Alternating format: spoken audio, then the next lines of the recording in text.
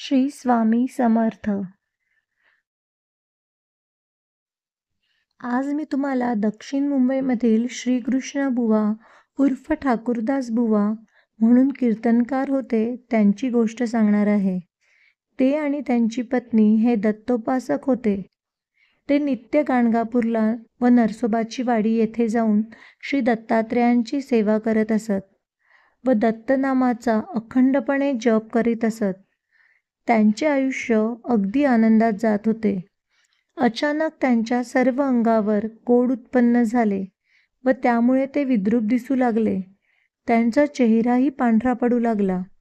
त्यामुळे बुवांना लोकांमध्ये जाण्याची लाज वाटू लागली. त्यांनी खूप उपाय केले, पण त्याचा काहीही उपयोग होत नव्हता. उलट कुष्ठ हे कमी होण्याऐवजी वाढतच होते. शेवटी त्यांनी काशीला कायमचे निघून जाऊ असा विचार केला. पण काशीला जाण्याआधी गाणगापूरला जाऊन पादुकांचे दर्शन घेऊ म्हणून ते गाणगापूरला पादुकांचे दर्शन घ्यायला गेले. तेव्हा त्यांनी पादुकांवर वाहण्यासाठी दुर्मिळ अशी कस्तुरी घेतली व बुवा पादुकांवर ती दुर्मिळ अशी कस्तुरी अर्पण करणार तेवढ्याच ते खूप भावविवश झाले व कस्तुरी अर्पण करायला ते विसरून गेले.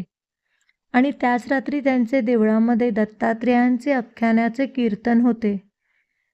ते आटोपल्यावर त्याच रात्री त्यांना दृष्टांत झाला की अक्कलकोटला जा, स्वामींचे दर्शन घे व त्यांच्या कृपेने तुझे सर्व श्वेतकुष्ठ बरे होईल. काशी क्षेत्री जाण्याची गरज नाही. सकाळी त्यांनी स्नान संध्या आटपून अक्कलकोटला जायचे ठरविले व त्यांनी अक्कलकोटला जायला निघाले. अक्कलकोटमध्ये आल्यावर ठाकूरदास बुवांनी स्वामी कोठे असतात अशी चौकशी केली. तेव्हा लोकांनी त्यांना स्वामी हे औदुंबराच्या छायेत आहे असे सांगितले. मग हे ठाकूरदास बुवा त्या ठिकाणी गेले. तेथे स्वामी औदुंबराच्या छायेत ध्यानस्थ बसले होते. ज्यावेळी स्वामी औदुंबराच्या छायेत ध्यानस्थ बसले होते तेव्हा ठाकूरदास बुवा लगबगीने स्वामींपाशी गेले व त्यांनी साष्टांग नमस्कार घालून स्वामींचे चरण घट्ट पकडले.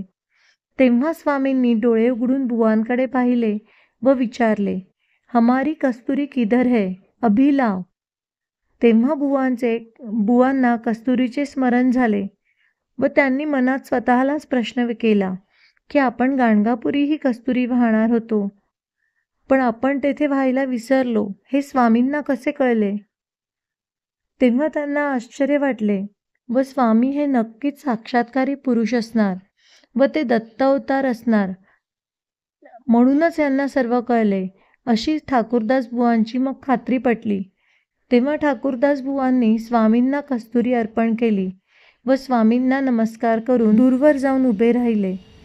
स्वामींच्या समोर धुनी पेटलेली होती. स्वामींनी त्या धुनीतील एक जळके लाकूड घेतले व ते ठाकूरदास बुवांच्या दिशेने फेकले. स्वामींची ती कृती पाहून सर्वांनी स्वामींचा जय जयकार केला, कारण स्वामी हे ठाकूरदास बुवांवर प्रसन्न झाले होते ह्याची ती खूण होती.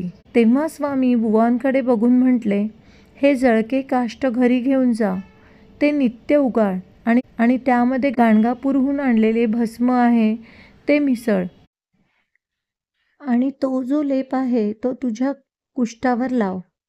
8 दिवसात तुझे सर्व कुष्ठ बरे होईल. स्वामींची कृपा झाल्यामुळे ठाकूरदास बुवांचा कुष्ठरोग पूर्णपणे बरा झाला. ठाकूरदास बुवा हे स्वामींचे निस्सीम भक्त झाले. त्यांनी स्वामींच्या पादुका या ठाकूरद्वार येथे राम मंदिराजवळ स्थापन केल्या व तेथेच स्वामींचा मठ बांधून नित्य पूजन, आरती व गुरुवारी पालखी असा समारंभ सुरू केला. तुम्हाला कशी वाटली ही स्वामींच्या भक्ताची गोष्ट मला नक्की कमेंटमध्ये सांगा. आणि तुम्हाला ही गोष्ट आधी माहिती होती का ते देखील सांगा. अशक्य ही शक्य करतील स्वामी. श्री स्वामी समर्थ.